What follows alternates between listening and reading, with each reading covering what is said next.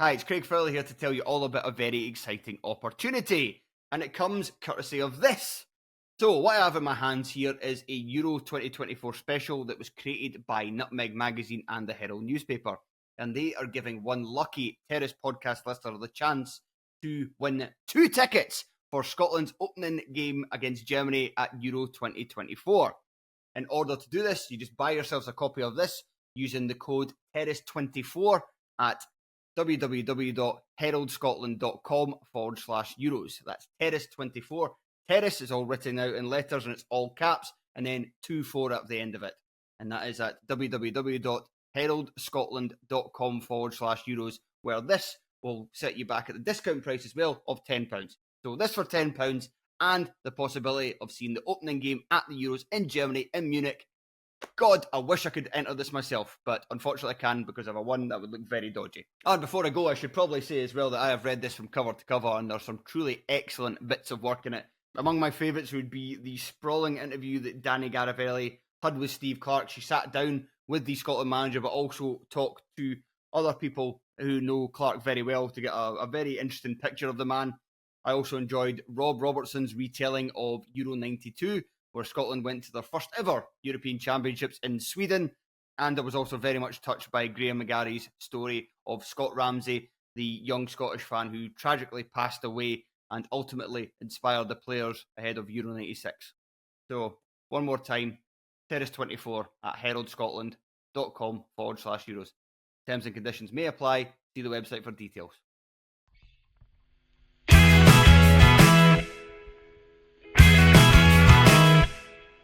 Hello and welcome to the Terrace Scottish Football Podcast. My name is Craig Telfer, and on this occasion I am joined by my close associate Shaughan McGuigan. Hello there. And you know what happens when the John Prescott and Craig Evans of the Terrace get together? That is right, you are getting an egg made of lower league football thrown at your face from point blank range, and you are more than entitled to offer up a sharp jab in response.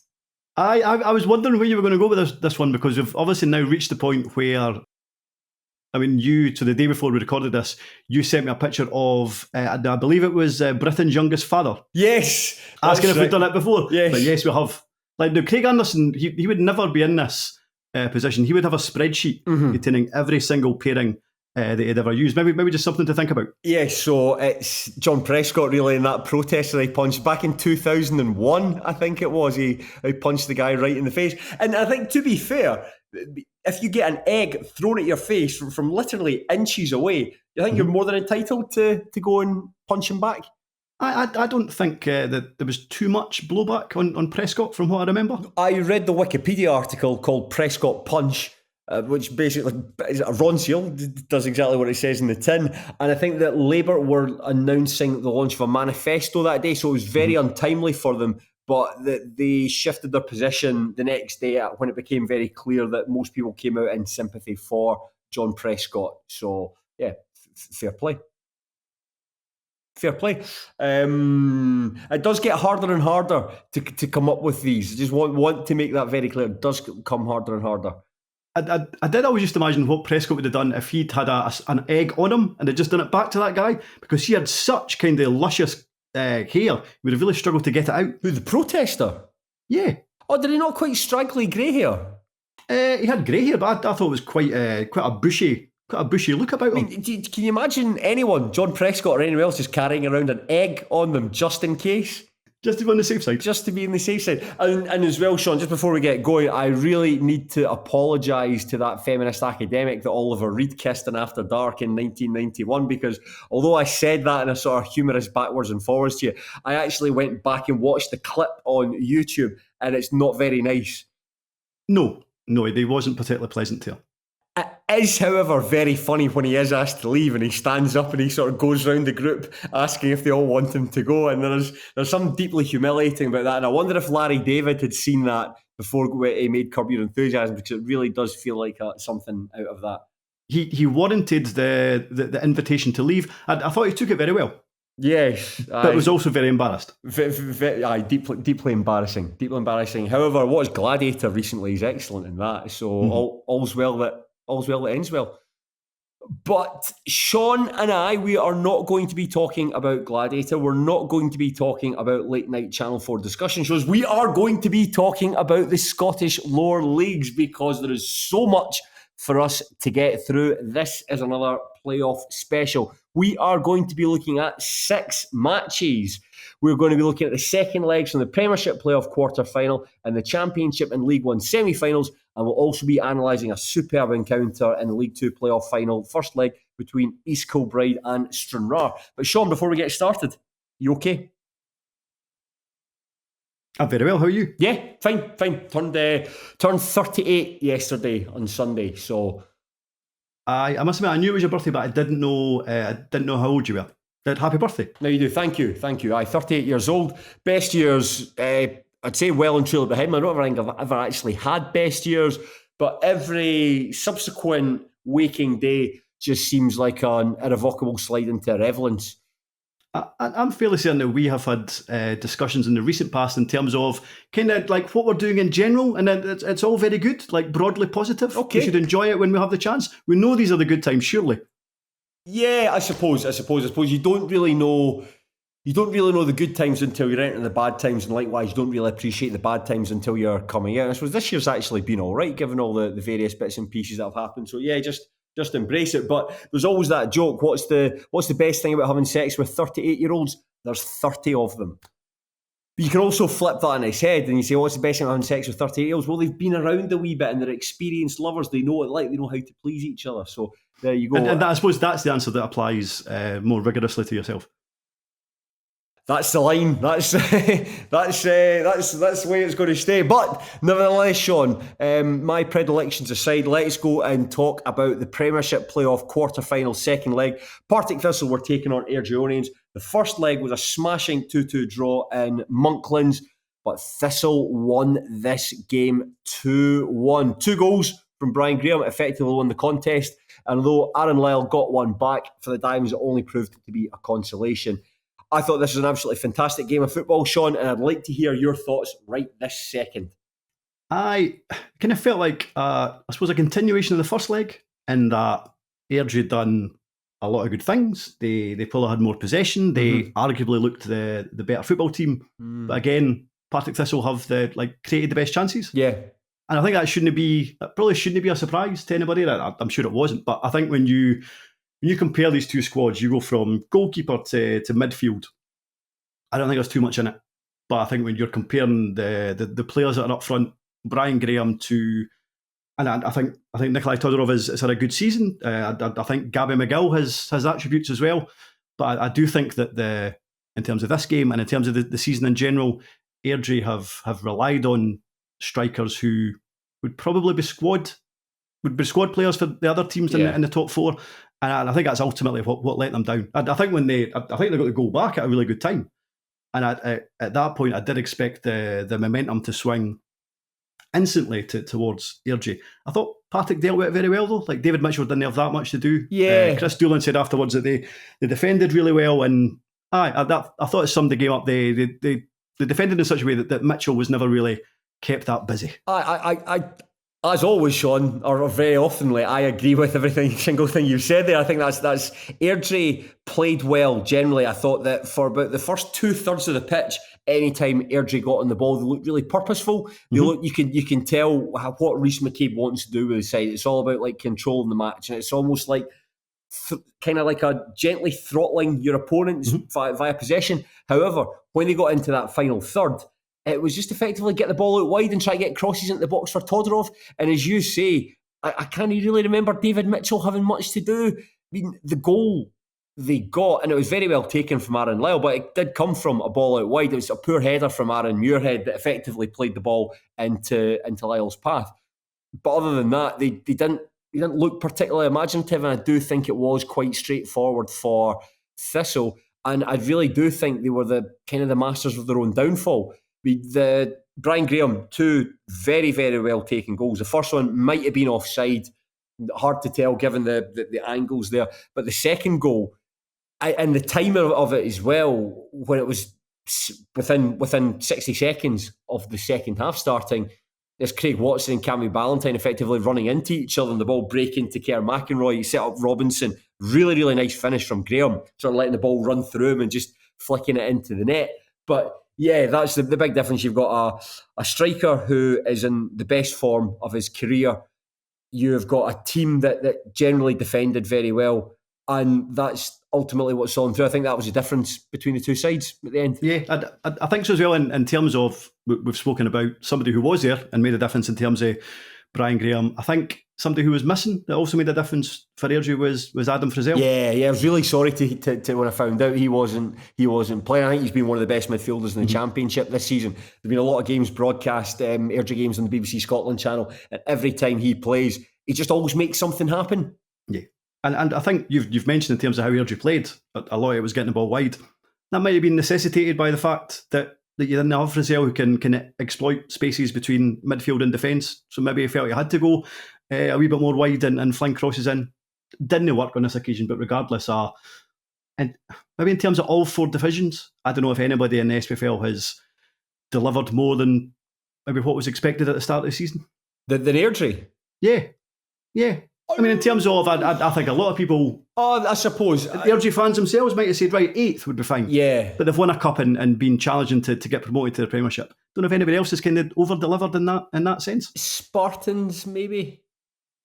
Aye, maybe. Didn't win the Challenge Cup, though. That's a fair point. But I suppose if they do get promoted, then that's probably the equivalent of a Challenge Cup. So the Spartans still have got 2 games at least to sort themselves out. You're right about the nervy finish there. And I do think that maybe it's just a natural thing when you're conserving energy. You know you've got a tough game coming up against Raith Rovers. We'll come on and preview that very shortly. That you just naturally drop deeper and deeper and deeper, and you cede that possession, you cede that territory to Airdrie. And of course, Airdrie, with 5 minutes to go, they could have tied the game. The ball breaking to Callum Fordyce, and it's a bit of a cliche, but you know he struck it perhaps too well. I certainly felt like it hit too hard. I did think I thought it was a very, very funny moment because a lot of the Airdrie fans had made their way right to the kind of front of the stand behind the goals. You see them kind of lining up at the wall, and then they all, when the ball struck the bar, a lot of them kind of had their head in their hands, and it was only when the ball went up and then ended in the roof of the net, they all kind of celebrated as if it was a goal. Very fun.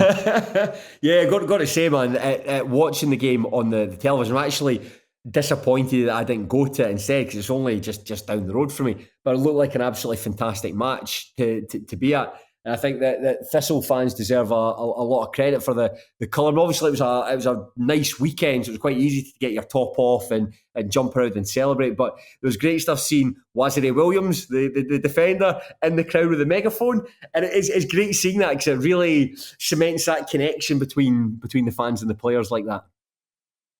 No, it was great. And I think Tuesday night between Partick and Raith will be an equally kind of raucous atmosphere. We'll come on and talk about that match just a second, but is there anything to be said about Brian Graham? Obviously, he's having an absolutely phenomenal season. 2 very well taken goals. Shaughan, a player who you will know obviously from his time at Starks Park, but how has Brian Graham improved as a player over the last 6 or 7 years? I think he's always been... I think when we used to speak about Brian Graham, probably a number of years now, maybe late 20s, I think there was a belief, even when he was in the top flight, that he could score goals, not as many as this, obviously. He could maybe get you 10, for example. But that was maybe all he could do. He wasn't necessarily somebody who could set up other players or necessarily link midfield to up front. But I think he does do that now. I think he's probably a more rounded player and maybe more of an all-rounder than he ever has been, which is extraordinary considering he's very much in the twilight of his career. Yeah, absolutely. Just everything he does, he seems quite graceful as well when he's doing it. Just when he's got his back to goal, the way he can hold off players, the way he can just pop the ball off and it's straight away, he knows exactly what to do. The ball goes off, I go into the box because it's going to get worked in and I'm the one that's going to have to finish it. And he does that so well. And just I really thought that his first goal was so well taken. I thought it was a really, really good ball in from Aidan Fitzpatrick. The way that Fitzpatrick was able to turn and hit the thing and get it across like that from such a difficult angle with the defender on him. The only thing that I didn't like about it, and this is VAR, a discussion about VAR, because ultimately at half-time, the pundits on the BBC Scotland channel were talking about, well, if we had VAR, would that goal have stood? And it's like, well, it's irrelevant. It's like saying, well, if Cristiano Ronaldo was playing up front for Airdrie, maybe they'd be a goal to the good. It's like you're talking about stuff that's completely irrelevant. And I think that VAR has completely tainted the way we even discuss football. I think it's lazy for people to just bring it up and use it in contexts where it doesn't apply. So I agree, but I suppose what VAR has done is just replace discussing the officiating. Yeah. So I think what we've done previously was that maybe the impetus, I suppose, would have been, or the emphasis would have been placed on the referee or the linesman making the mistake. That's a fair point. That's a fair point. Well, if we did VAR, it might have been different. And I think it's the same in the Premiership as well. So I always think that it always used to bother me how much discussion was placed on the referee and his decisions rather than tactics or the manager making an error or players having a poor game. I think maybe because Scottish football is such a small world, it's maybe a wee bit easier to focus on referees than focus on managers and players, for example. And I think sometimes VAR's just replaced the let's slag off the referee. But before the second leg against Ayr United, whereas this time around it's Friday, Tuesday, Friday. And I do think that'll come into play. So I think it'll be tight. I think Raith will just sneak it, but I literally wouldn't be surprised at any outcome whatsoever. What did you make of Brian Graham's post-match comments when he was talking about the inherent unfairness of the playoffs and how if you, the further up you finish, it's all weighted in favour of the Premiership side? I was thinking, yeah, he might have a point, but then I was thinking, well, there are more games to play in the Premiership, so like St Johnstone or Ross County, they're playing up to the final, and on top of that, Raith Rovers finished ahead of you because they're a better team than you. So one of the rewards for finishing higher up the table is to get a rest for a week. I can see where Brian Graham's coming from, but I disagree with him. I mean, ultimately, the team that finishes second is given the advantage of having that week or two off. It kind of makes sense. I suppose it is a far better, as much as I can understand how people think it's unfair, it maybe even appears that way more so because it's completely different from the other playoffs. Yeah. I think it's far better than what we just had previously, which was one up, one down. And as much as it was, the top tier was essentially throwing the lower leagues at a wee bit of a bone, I'm still fine with it. Yeah, me too. So there, Brian, if you're fed up with the playoffs, just win them. Simple as that. You should have won the league. That's what you should have done. You should have won the league. Partick Thistle shouldn't have got relegated 6 years ago. Simple as that. Simple as that. Well, we'll move on, Shaughan. Then we'll move on, and I wish you a lot of luck on Tuesday night. It doesn't matter what happens on Wednesday night, but we'll talk about one of the teams that is going to be playing on Wednesday night, and that is Inverness Caledonian Thistle, who defeated Montrose 1-0. A Billy Mackay goal, just an hour mark, gives them a 1-0 aggregate win over Montrose. So Cali Thistle, they will move to the final against Hamilton Accies. Montrose will spend another season in League One. There was a 4-minute highlights package put up by Inverness Caledonian Thistle. I can imagine we will spend as much time talking about this match as there was highlights to go along with it. This looks really bad. Like if this was all there was to show in that 4 minutes package, bear in mind they showed the goal quite a few times, so that probably took up 90 seconds of the 4. It didn't look like a classic, and I'm not overly surprised. I mean, the first leg wasn't bad, but it won't dwell long in the memory. Put it that way. And as soon as I seen that Kane Hester was playing for Montrose, I didn't really fancy Montrose's chances to kind of prise open that Inverness defence, because it is good. I mean, it's a defence that's good against championship teams, and I just ultimately thought that Montrose would struggle. And as much as they've done okay, Inverness look like worthy winners. It just goes to show you, Shaughan, the more defenders that you sign, the better your defence. So maybe Duncan Ferguson's onto something here. Yeah, we had spoken about this game when we caught up with each other on Thursday, and I think this was perhaps the conclusion that you and I both expected, a narrow win for Inverness Caledonian Thistle.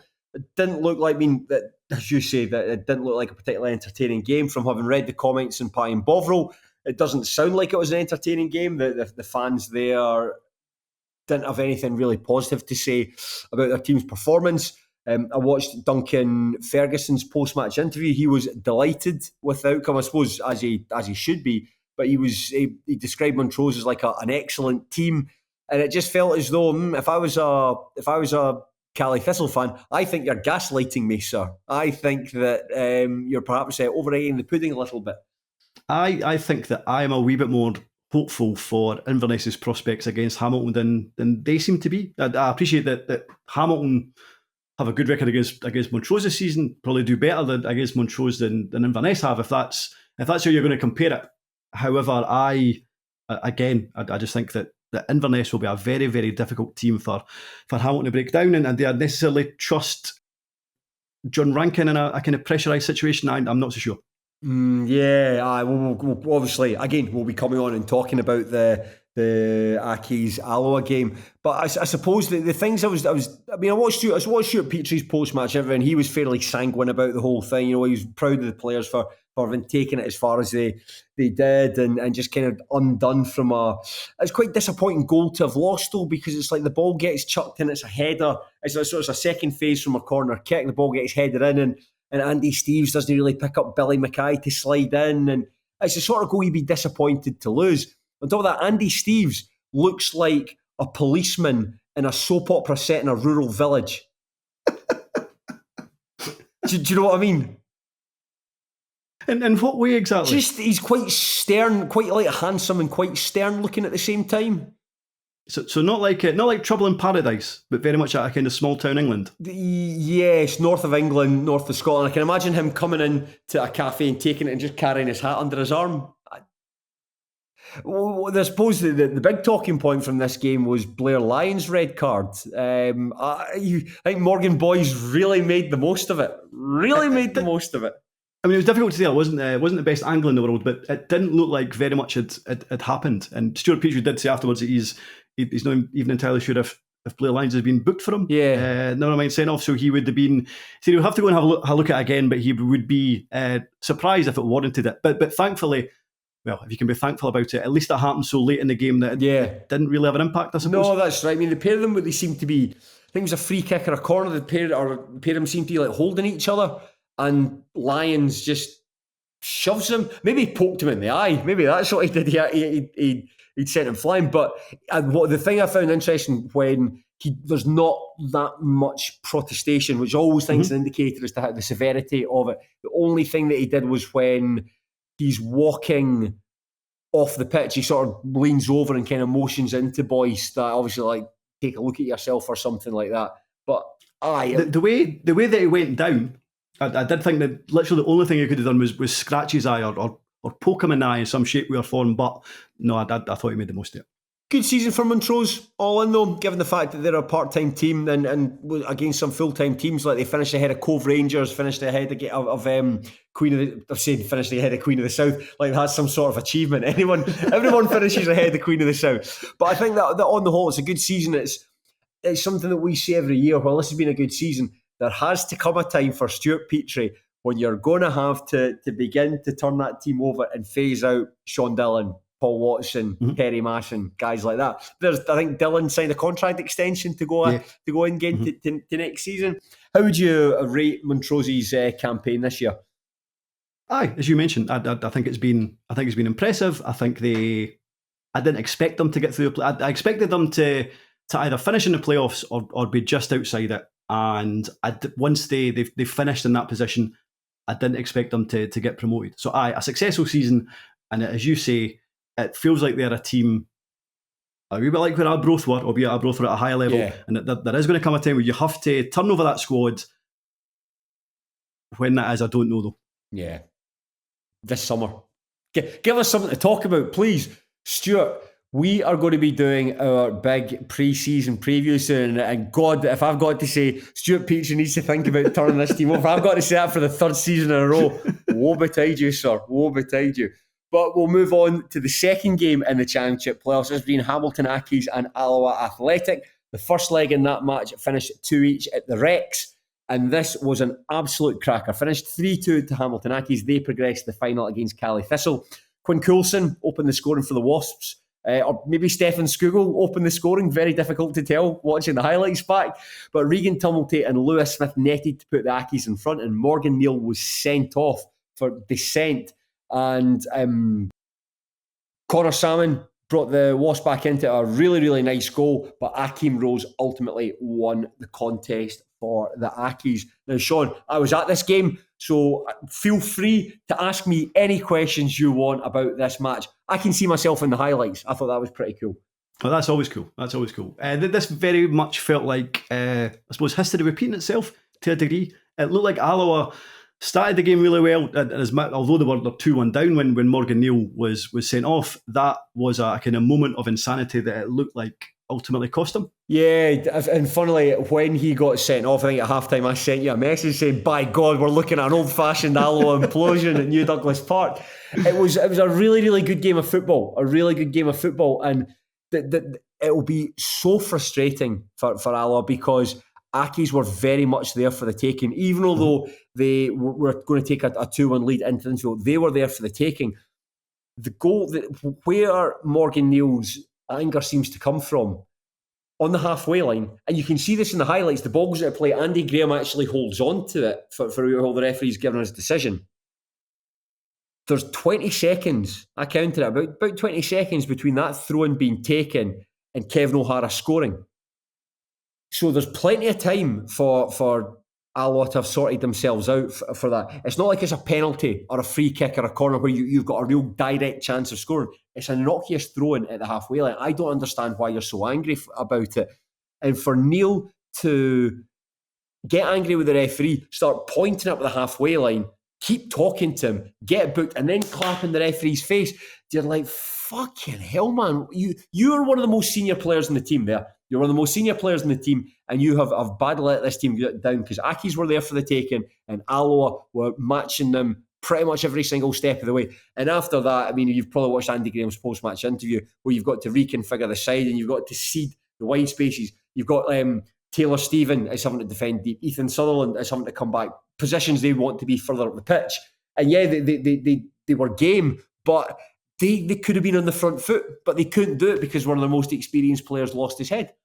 Well, is there an argument that the sending off was harsh? No. Well, obviously, so we don't know what Morgan Neal said, but see, in terms of the literally showing him the yellow card and then the clap, like they're on one movement. Like, is there any argument that the referee could maybe just have said to Morgan Neal at that point, right, listen, get a final warning, and not showing him a kind of second yellow in quick succession? He claps in his face. Claps in the referee's face. I think it was stupid. Just watching it in the stands, there was a sense of disbelief. Like, what on earth are you doing? What on earth are you doing? Because it was a good game up to that point. And just sort of jumping back a step, like Andy Graham's post-match interview, where he said that at half-time you could have absolutely dug Morgan Neal out. You could have said to him, "You've fucking sold the jerseys here." But he was like, well, no, because that's not what people want. The people want to know is that the players want to know, what are we going to do? How are we going to handle this second half? So I need to be there to be able to give the instructions. So just another touch of class from Andy Graham. It feels like every time we mention Alloa Athletic and Andy Graham, say, oh, Andy Graham's a great guy. Andy Graham's a great guy. And I can't wait to see what he does with Alloa, because this is obviously not his team. This is a Brian Rice team. And how he shapes this team in his own image. So really keen to see what happens there. But I thought that Neil badly let the team down because, like I say, I'm going to repeat myself, Ackies were there for the taking. Like, Alloa played really, really well in about the first 15 minutes or so. It was the first time I'd seen Bobby Wales in the flesh. Yep. Fucking hell, man, he's cracking. He's a really, really good player. Really good player. Like someone who he was playing. I can't remember who's playing up front with him. Wasn't he? Salmon came on as a substitute. But he was leading the line so well, like putting himself about. Cause anytime he's got on the ball, he's got a good wee body swerve. He's agile. He can move the ball around a bit, and he was causing Lee Kildare and Dylan McGowan problems. I thought Taylor Stephen was good, really adventurous when he was on the ball. Stevie Hetherington, Curtis Roberts played really well as well, and it's good to see Curtis Roberts. I remember you and I doing a podcast a number of years ago where Curtis Roberts was playing for Queen's Park, and I think he scored a hat-trick against Berwick Rangers when they beat them 7-1 or something like that, and saying this guy's an absolute superstar. But his career kind of drifted a little bit. Spells with Airdrie, Stirling, Clyde didn't quite work out for him, but he really looks like a good player, and Andy Graham's really getting a tune out of him. And there was a lot to like about him. The two goals they lost, should have done better for the first one. That was Scougal not tracking Tumulty for that corner came in. And the second goal, really good work by Lewis Smith down the left. Hetherington switches off a wee bit and allows O'Hara to get the shot. But then after that, I thought Alloa did very well. Connor Salmon came on just to give them, I think that's what they were going to do. We don't have the space at wide, so we're going to have to go long here. And Salmon was really good. Scored a really good goal. Brilliant work for Bobby Wells. Yeah, it's really good. And that was a good thing. So, Shaughan, I was sitting in the stand behind the goal, and you could almost see it happen. You could see the goal being scored before it was happening. And I think that myself and the other fans, you're almost willing the ball to go in. Just the bit where Wales has got the ball and he's doing the run, and you can see Salmon making that run and the wee just poking it through, and a lovely finish for Salmon. It was a really good goal. And from that point, I thought they really held their own in the game.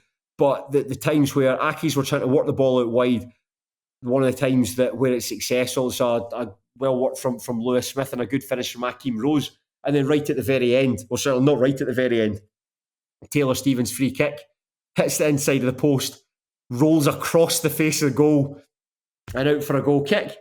See, watching that back, because obviously I knew what the final score had been, and watching that back because of the angle that it struck the post, and your brain presumes that has to go in.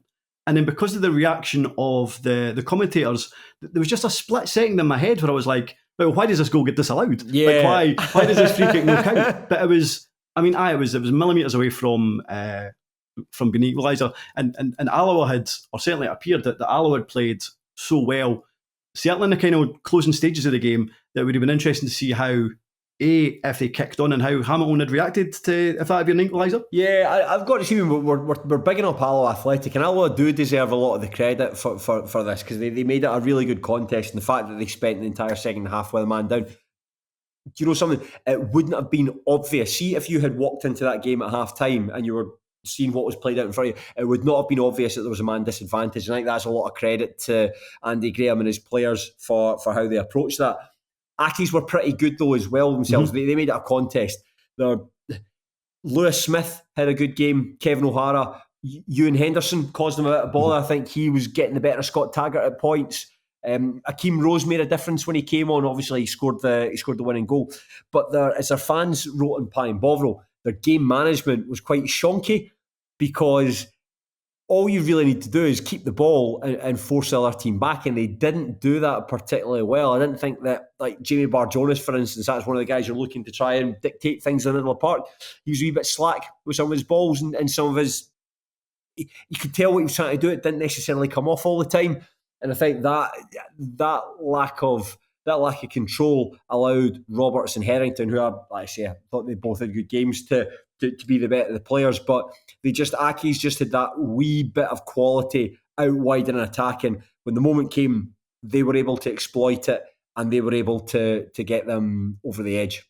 I do think that Hamilton's had a kind of almost role reversal in terms of this season. And at the start of the season, we were talking about the fact that there wasn't a lot of goals in the team. Kevin O'Hara was struggling to find the net, but that defensively they seem so sound. Actually, it now seems the opposite. Like, they do have goals about them, but they also feel like they could be got it as well. Yeah, I think you're right in terms of what you're saying. So it really does set up an interesting game against Inverness Caledonian Thistle, because if you're to compare the two, like, Montrose don't score that many goals. You know, Montrose are a sturdy, well-organised team, but goals isn't necessarily their forte, whereas Accies have shown over the course of the season. I mean, there's the 5 goals across the past 2 matches against a decent Alloa team. They've shown they've got the firepower to make a difference, and they have perhaps the pace in areas that can exploit Cali Thistle. I'm going to look at like Henderson, Smith, O'Hara. These are guys that have got a bit about him. Tumulty, even from coming from fullback, he had quite a good game, making those penetrating runs down the right. And they've got the sort of players that can exploit the things that Cali Thistle might be a little bit weak at. Scored a lot more goals as well than Montrose. So I think this is a very finely poised tie, and perhaps favouring Inverness Caledonian Thistle for it slightly. They are playing in a better division. They've been playing against better quality teams, but just given that they just sort of edged past Montrose compared to what Aki's did, I'm not sure. So I'm going to disagree. I think that bear in mind that Inverness have at points looked okay against teams like Dundee United this season. Like, they have defended well against Partick and Dundee United and Raith Rovers. Like, they completely outplayed Raith Rovers just whatever that was 4 or 5 weeks ago. So as much as Hamilton have arguably had, like, I know Hamilton got a hard time from maybe ourselves, from the fans, and I understand why. They've accumulated a lot of points this season, but I don't see them troubling Inverness enough to make up for the fact that at the other end, I think in Samuel and Mackay, that is a kind of combination that I think will give the Hamilton backline a far harder task than Hamilton can do to Inverness. So no, I fancy Inverness for this one. Yeah, I'm the same. I think it'll be a tight encounter. That's on Wednesday. That isn't. I'm asking you because why am I asking you? We've already confirmed that game is taking place on Wednesday. That's on the television, though, isn't it? I believe so. I might go along to that. I need some shape to my life now. There's no football on, so I might as well just go along to it. So people at work ask, "What are you doing today?" I'm going to the football. I'm just going to say I'm just going to stare blankly at my laptop for the evening. One final thing to say about this game was I thought that the young team, Alloa's young team, I was sitting quite close to them. Really, really noisy. Really brought a lot of atmosphere to the match. There must have been about 70 or 80 of them. All young boys, must have been for the ages about like 15 all the way up to like 18, 19. Flares, drums, great stuff. And there was quite a funny bit. So when Aki scored, they played goal music. So the way it is at Newdowns Park, it's like L-shaped. So the Hamilton's young team were at the edge of the angle of the L, and they were basically just singing songs at each other. And when there's a really funny bit where when Aki scored the goal to equalise through Tumulty, they played. Everyone's bouncing about in Aki's end. They played "Free from Desire" by Gala. So the Aki's boys were jumping alongside it, and I think just because it's quite a catchy tune, the Alloa boys were jumping alongside it. And then there's a bit where they kind of realised that they were both jumping along to the same song. For very briefly, it reminded me of, in the First World War, where the Germans and the Allies played, like, on Christmas Day. They stopped shooting each other to have a kickabout and show each other pictures of their families. Reminded me of that. But then the Alloa boys realised what was on, and they started singing, like, telling the Aki's players to fuck off and stuff like that. So did you press a button there because loads of balloons just appeared at your back? No, I didn't. I don't know. I just realised that there. If you're listening to this, if you're watching this on YouTube, you'll know exactly what happened. But if you're listening to this, I was talking there about celebrations, and a bunch of balloons just appeared over my shoulder. I've absolutely no idea what happened. I presume you must have pressed something. That was surreal. Why on earth would I press for balloons to come out all of a sudden? I don't know. You're talking about celebrating. I don't know. Oh man! Like, just full disclosure, when Shaughan and I are recording this on this Riverside technology, I think we mentioned it before, but it's got a really bad habit of cutting out midway through a monologue from one of us. So rather than being like, "Sorry, Shaughan, can you repeat yourself?" we just nod along a lot of the time. And I'd like to think I've got a gist of what Shaughan said if you kind of catch the final sentence. So I am definitely not doing anything because this is temperamental software and I don't want to antagonise it at all. I mean, you are saying why on earth would I press a button that released balloons, but you are sitting with John Fury as your title at the bottom of your picture here. That's right. The reason I've selected John Fury is just before Shaughan and I jumped the call, I watched a video of him headbutting a Ukrainian twink. So what better way to pay tribute to the great man than by giving your Riverside name as John Fury? Another real peek behind the curtain that you, the listener, didn't necessarily need or necessarily want. Now, Shaughan, we will move away from the Championship playoffs and we'll look at the League One playoff semi-final second leg between Stirling Albion and Dumbarton. The first match finished 2-1. That was good fun. I was there. This match finished 0-0. So it means that Dumbarton progressed to the final and Stirling Albion are relegated. We can't really talk much about this game because there's no footage. I text Fraser Clark, a affiliate of yours and mine, member, sort of a satellite member of the Terrace, and asked if there was any video footage. He recommended me a Young Boys vlog, and I wasn't going to watch that because I don't want my algorithm to recommend like football Young Boys vloggers. vlogs. Yeah, Young Boys vlogs. Despite the joke that I made right at the start of this podcast, I don't want to. That's not the sort of content I'm particularly interested in. So it's a 0-0 draw. I know from reading Pie and Bovril that it was nervy in parts, but the Dumbarton fans are delighted to see over the line. So good luck to them in the final. The big talking point from this, Shaughan, though, is what happened earlier today on Monday. Darren Young has resigned or stepped down as Stirling Albion manager. What's your thoughts on that? Do we even know if he's stepped down? I thought the statement was A, a bit vague, and B, like not particularly complimentary. Like, bearing in mind he's had really good achievements at Stirling Albion. I didn't think it really went into that very much. So I found the statement vague and a wee bit disappointing, I suppose.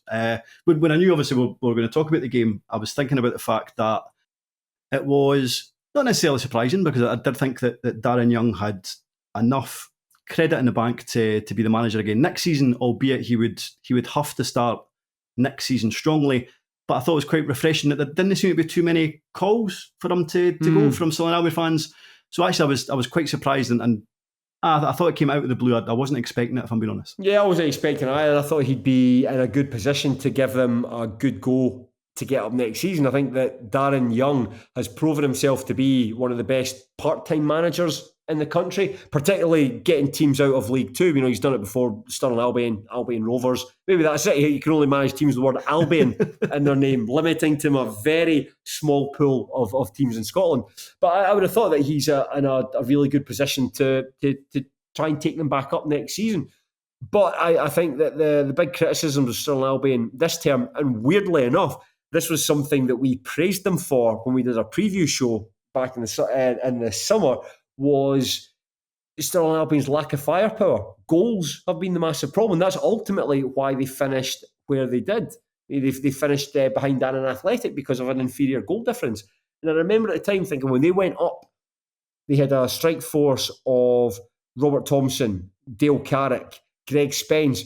And when they added Dale Hilson to their ranks, thinking, my goodness, they have got 4 forwards that can all do different things, all really complementary and contrasting styles of play that will all create this pretty good attacking unit that should allow them to flourish in League One. But that hasn't been the case.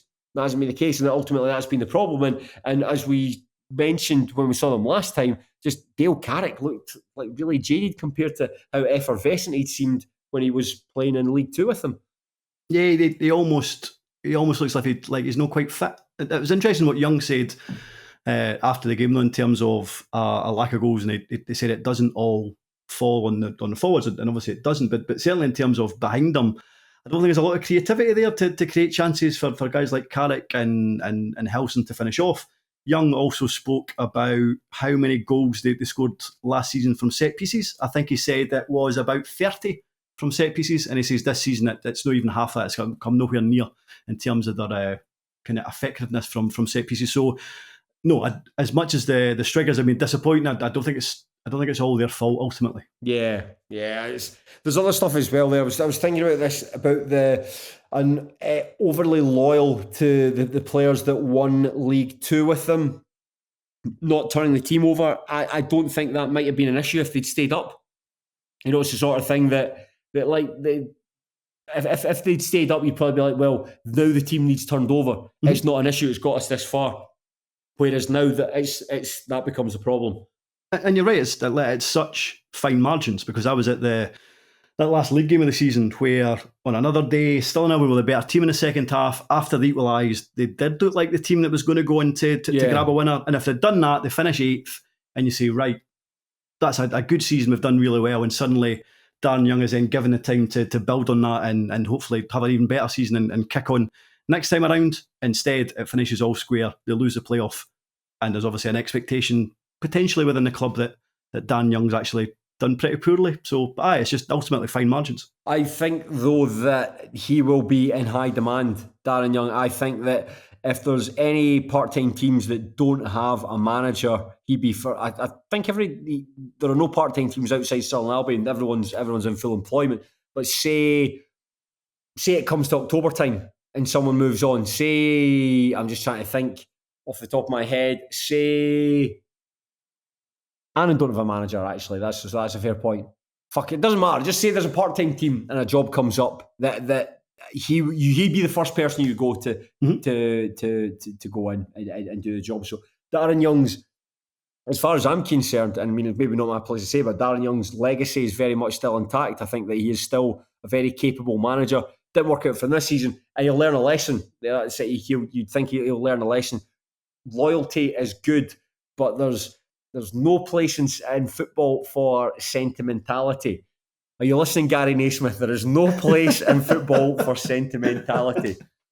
Just this is me getting the excuses in early when Stennismuir are bottom of League Two with 2 points after the first quarter. Hope not. That's the case.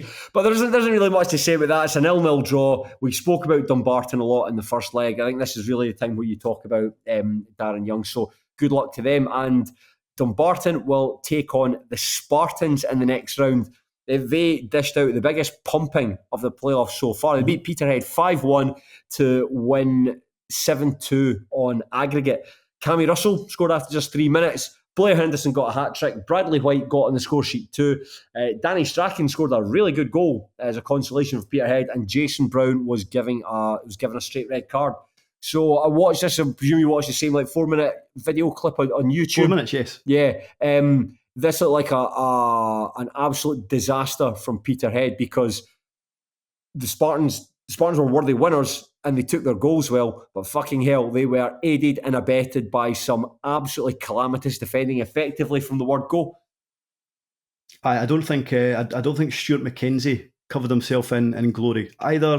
Maybe for the first 2 goals, and then obviously at that point, Peterhead are suddenly chasing the game. I think if I was a Peterhead fan, and especially if I was a Peterhead fan that was sitting next to that fence, because everything seems to have been filmed from where all the kind of young Spartans fans are sitting. And I think to watch your team lose 5-1 and 7-2 in aggregate while having maybe 20 or so children aged between 12 and 14 who appear to have loudspeakers that make police siren noises and then just shouting and swearing at you for the whole game. That would have been a terrible way to spend an afternoon. It was a terrible way to watch match highlights as well. So I did think what it was like when they were there. Yeah, but I mean, I think it was a total afternoon to forget for Jason Brown as well, because him and Stuart McKenzie sort of clattering into each other, the ball breaking there at Cammy Russell, and after that you're already 2-1 down from the first leg, and then you really sets a negative tone going into this match. They didn't really help themselves afterwards, man. I'm sort of flummoxed at trying to describe how bad these goals are. I mean, one of the goals is a punt up the park, and I know at this stage Joe McKee's playing at centre back, and Joe McKee's a very good football player, but he's not a centre back. And I mean, it's a punt up the park. He is walking around like a man who's out for a stroll and has realised he's accidentally walked onto a football pitch, and he wants to get out the road of the ball, get away from the action so he doesn't disrupt it. But unfortunately, Blair Henderson's right there, and he's just got a simple finish. It's not the first time that Peterhead have completely imploded at a playoff. They actually did so against Forfar Athletic back in 2017. They lost up at Balmoor 5-1. The Loons absolutely destroyed them. So it just looked like an absolutely horrendous day at the office. Like, there's Jason Brown, who mentioned his part in the first goal, handles the ball on the line, straight red card. Henderson scores from that. Just awful stuff. I thought fair play to Jordan Brown after the game. I do think Jordan Brown has a wee bit of the Joe Skeds about him. Oh, God. Facially a wee bit. Oh. I do think his hair maybe going the same way as Joe's and might be there in a few years.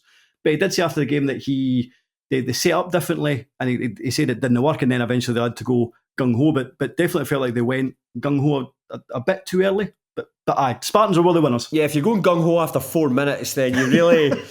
if you're having to press the whopper button at that stage, then I think things really have gone wrong. However, what I would say about Peterhead, and again, referring back to the preview podcast that we did, I think you and I had said that after Peterhead's horrendous season last time out, that consolidation would be a good season for them, as long as they don't finish in 10th place. Anything would be a bonus. I think we expected them to finish in 6th or 7th. So the fact that they were, certainly for about halfway through the season, challenging for the title, always in the playoffs, had a decent chance of going up, just completely chucked it away in that final game. On the whole, a decent season for a team that were very much in transition. Yeah, no, I think so. And I don't see any reason why they wouldn't be amongst the favourites to win the division next season. Again, Brown said afterwards that he hoped that the vast majority of the players that's in the dressing room were there again next season, and it'd be a case of just adding 2 or 3 rather than kind of rim it up and starting again. And that all kind of makes sense. So you would expect them to kind of go again next season. Yeah, I think they'll do well next season. I fancy them to make a decent shot of it. What about the Spartans though?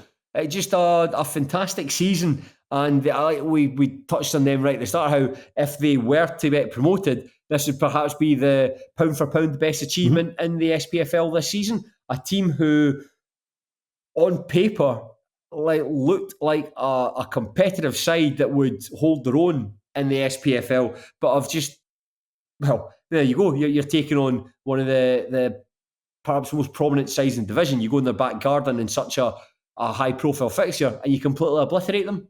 Yeah, and I mean, I do think over the course of the season, they've went from having a team. Remember at the start of the season, we didn't really know too many other players. Very much, it was the vast majority of the squad was players that had done so well in the lower league last time around.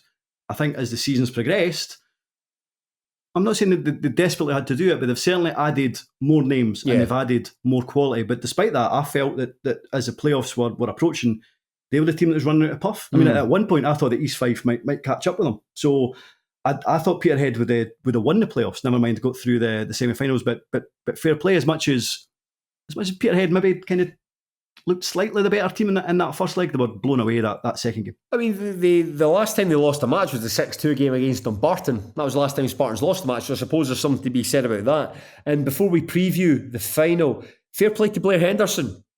Not a player that I particularly rate. Anytime I've seen him, he looks like a bit of a workhorse up front, a bit immobile, someone who's not amazing. But he's had a great season. He's had a brilliant season since he's come back in. And he's just I don't rate him. You can be two things at the same time. I don't rate him, but he's obviously a very good and very effective player. The numbers don't lie. You don't go up to Balmoor and score 3 goals. Yes, the defending for all 3 goals is absolutely shocking. And yes, you and I could have scored some of the chances that were laid on a plate for him. But nevertheless, he is a very effective player and obviously a big conduit to getting the best at guys like Cammy Russell and Rhys Armstrong. Good foil for Mark McNulty as well up front. So fair play to him. But the final, Shaughan, this is on Tuesday night. We're getting Dumbarton versus the Spartans. What are your thoughts on this one? I still am of the same opinion that we have had in the past and spoken about these playoffs, about Stephen Farrell, about whether we trust him. I think he's maybe a wee bit more trustworthy than he has been, but I still just fancy some kind of bizarre capitulation that would see the Spartans get through. And as you say, that would be an incredible achievement. But I just fancy them. I think that boost that they get from that win on Saturday can carry them through. Yeah, I'm going for Dumbarton for this one, and I'd say that as well. Like I quite like Dumbarton. Obviously, it's obviously like with Fraser Clark being such a sound guy, and it's you kind of rub off. And likewise, if there's people you don't like and they support a football team, you're less inclined to like them. But it's like from going to the Rock last Tuesday and just everyone being really friendly and just like those people there who had thanked me's the wrong word, congratulated me on Stennisfield winning the title, which was really, really nice. That was really nice, and that made me feel really nice, the fact that we were at one point quite close with Dumbarton and going for that title, and for them to say nice things about what the club had done was really nice.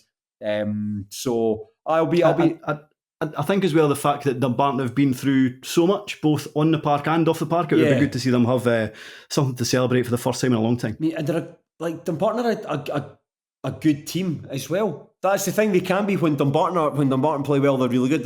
The constituent parts are all there, right through the spine of that team, So I'd fancy them to do it. But obviously, it's very obvious that the Spartans shouldn't be discounted because they are, as they have proven this season, very good. But remember, the last time they met each other, it was 6-2 to Dumbarton. That's good. Oh, we'll see where that one goes. Now, Shaughan, let's stop fucking about. Right, we've spent almost an hour talking about 5 deeply no, 2 of them were good. Maybe they're all good. Fuck, no. But this is a game that I've been looking forward to discussing because even although I only watched the highlights about an hour or so ago and knew the scoreline, I was very tense watching them back. This is like an absolutely terrific game of football.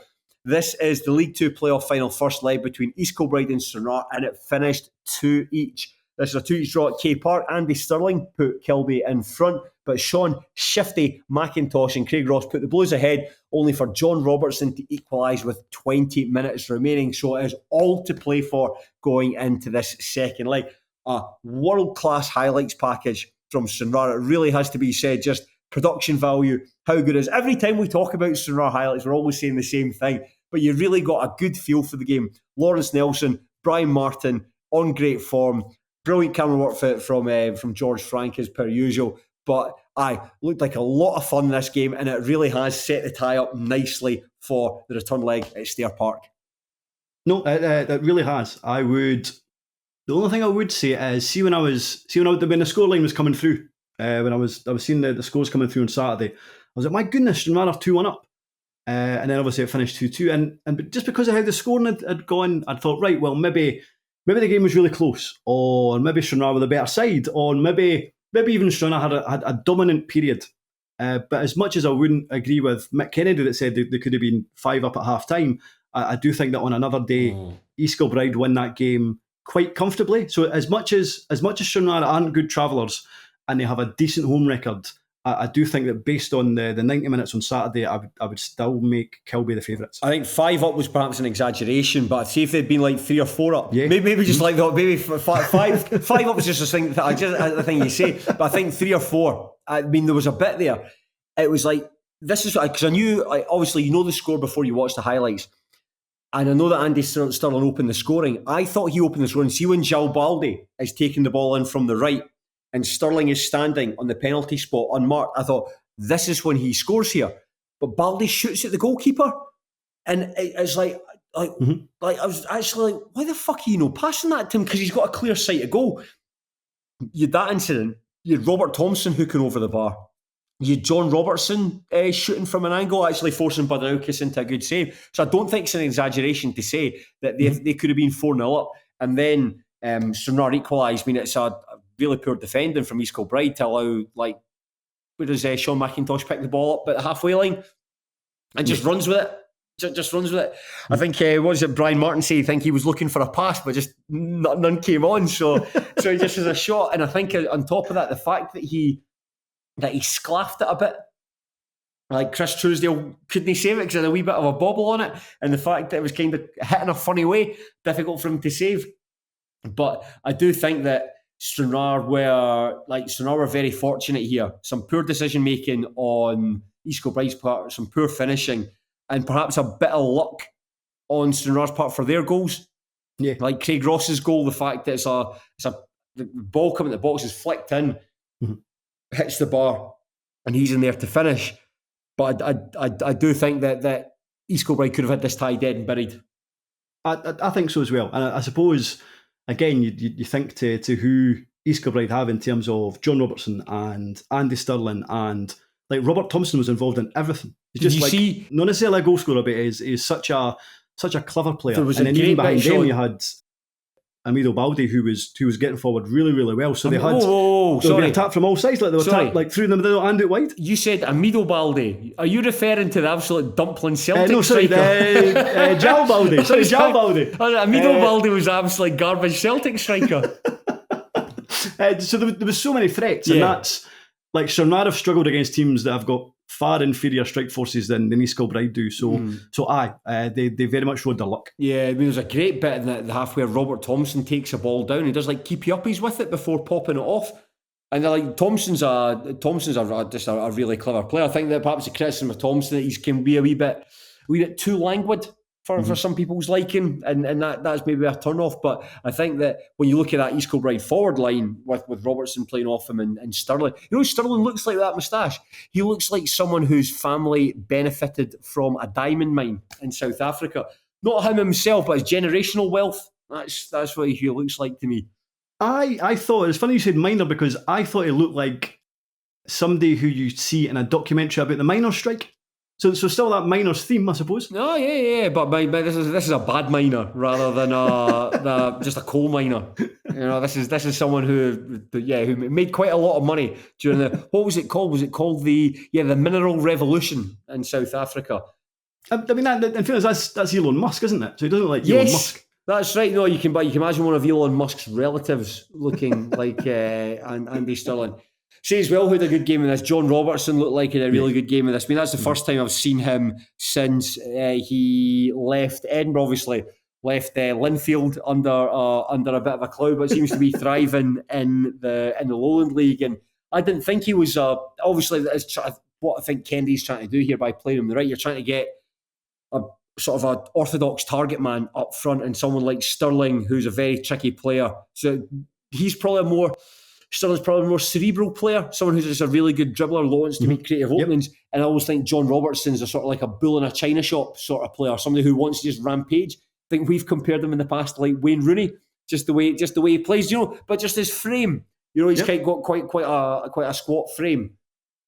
But they look really good here. And watching Kennedy's post-match interview acknowledges that it's going to be a very different game at Stair Park. And actually, I was actually thinking that even prior to watching the interview. I was thinking, like, having been at Stair Park recently, the pitch isn't in terrific condition at the moment. It's very, very bobbly.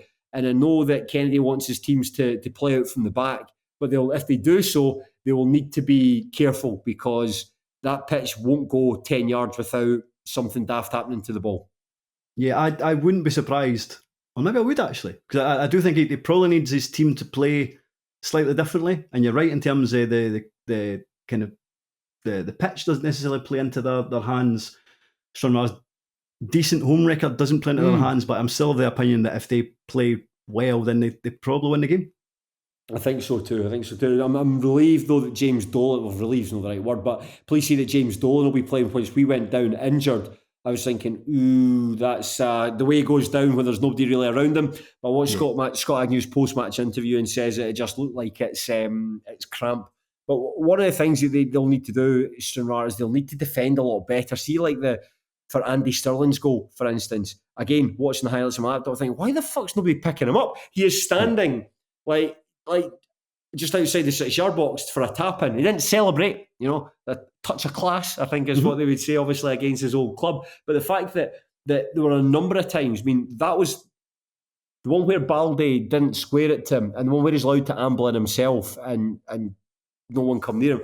Stranraer really need to switch on, and I think it's not just the centre-backs. The midfield are going to need to do more to get back. You're kind of looking at guys like Grant Gallagher and thinking, you're the experienced one of the team, you should sit in front of that defence, give them a bit of a hand, because as we say, on another day, East Kilbride would have exploited them. And I don't think, like you say, 4-0 at half time would not have been an unfair reflection based on what we saw there. Yeah, it was funny when you talked about Dolan, because there was a number of times in the commentary where Brian Martin especially was going on about the fact that get Dolan on the ball, that he makes something happen, and you could just hear the dismay in his voice when Dolan goes down, because Stranraer have been afflicted by injuries for the entire season, and if he isn't fit, and like Agnew suggested that it may have been cramped, then it's that kind of makes things even tougher for them this weekend. Watching Dolan was the star man when they beat Stennismuir at the end of the season there. And yes, Stennismuir were on their holidays and so on. The motivation might not have been there, etc., etc., etc. But I mean, like, James Dolan was so good that forced Stennismuir to change in formation. They were playing with a back three. He kept on getting in between the wing back and the centre back. So it necessitated them moving to a back four. And even then, I mean, we were playing with a makeshift right back, but James Berry couldn't live with him. He was thrown into tackles that he wasn't going to win. and Dolan really took the drawers off him. And he's a good player, Dolan. Anytime I've seen him, he is someone that tries to make something happen. So I think, Scott Agnew, if you're listening, do what Brian Martin says. Get the ball to James Dolan as often as possible. Do you think, as well, like as good as East Kilbride are, they do seem like they're front-loaded a little bit, and that defence can be got at. And a better team, man, it's irrelevant if it's a better team than Stranraer could beat them, because you can only concentrate on now. But I mean, I suppose the fact that Stranraer did score 2 goals against them, and Stranraer don't tend to score goals very often, that would be something to worry about. But this tie, I actually don't think I can call it. This second leg, I mean, I'm pleased that we're going into this and there's still so much jeopardy there. And East Kilbride didn't win 5-0 into the game, because then it would just be game over already. But the fact that it's so finely poised and it's so difficult to call, really exciting. And you're right, it will be. I think behind the goals, I know Stranraer got 150 tickets or whatever it was. It looked like they kind of really created a really good atmosphere for Stranraer. I know there is a big kind of impetus to get as big a crowd as possible at Stair Park for the second leg. I'm sure there will be. I'm sure the home fans will get behind them, and that will hopefully give them a kind of added energy, I suppose. But I'm still... I think I'll go for Kilbride. Yeah, I think I'll go for East Kilbride as well. And again, you can hold the two different thoughts in your head at the same time. I want to see progress. I want to see new teams coming in. I want to see a bit of freshness in the SPFL. I don't want it to be at the expense of clubs that I like, so I don't want it to be at the expense of Stranraer. But I remember saying, like Albion Rovers and Cowdenbeath, we've recorded podcasts and saying how disappointed we were to see them go out, but that the sun still comes up the next day, the sun still rises. I'll still be here. At least I've got 1 year of watching my team away from having to worry about that, so that's good. That's good. Unfortunately, I'd made big noises about going down to Stranraer for the second leg. I've double booked myself. I'm actually going to Rangers Hearts on Saturday. Big team found. No, come on. See, that's an easy thing when Rangers are playing, isn't it? Yeah, aye. I mean, yes, it's going to be a good Protestant celebration. I think that's going to be interesting to be part of. But I'd agreed. I'd spoken to Robert Borthwick and said to him yonks ago that I'd go, and it's maybe the sort of thing I'd have tried to pull out of. Christy Aitchison's going. I've heard good things about Christy Aitchison. Very good things. Have you met Christy Aitchison yet? Never met him. No. Oh, what are you doing on Saturday? I'm going out on Saturday. All right, we should go out in Edinburgh. go out in Edinburgh. Hang out with me, Christy, and Robert. Because he's just terrific company. He makes you feel 20 feet tall. He's just that's what it is. And as much as I want to go and see this game, I don't want to. I don't want to. Christy Aitchison takes precedent. Christy Aitchison does take precedent. And the last time I think we were out, it would have been, we went to a Hearts game towards the tail end of the season. I think it was Hearts Aberdeen. They had gone out, Robert and Christy had gone out to a further pub. I went back home, and when I was in the train home, I got a photograph from them in the Golden Rule with Adam Corbett. So I was absolutely livid, kicking myself. So hopefully, Adam Corbett, if you're listening, come out to the Golden Rule, hang out with us. We're cool guys. It's Christy Aitchison. He'll make you feel 20 feet tall. So listen, it's no SPFL 2 playoff, but regardless, I hope you have a lovely afternoon. I think I'll do my best. But Shaughan, that's another 70 minutes of high quality audio. That's decent, isn't it? That's all you can ask, really. Yeah, that's good. So Shaughan and I, we will be, when are we back next? Thursday. Yeah, Thursday. Thursday. Right. Could do. No, I suppose we're talking about 3 games. Yes, I suppose there's plenty to discuss. That's good. I mean, I thought that because we've more games, fewer games, that's a smaller podcast. It won't be. We'll still be talking about TV shows that we've seen. But Shaughan, to yourself and to anyone else who's going to the football the weekend, please enjoy your football. But unlike those Spartans fans who made things very miserable for the Peterhead support at Balmoor on Saturday, enjoy your football, but please do so respectfully. Oh yeah, and also subscribe to the Patreon. Cheers!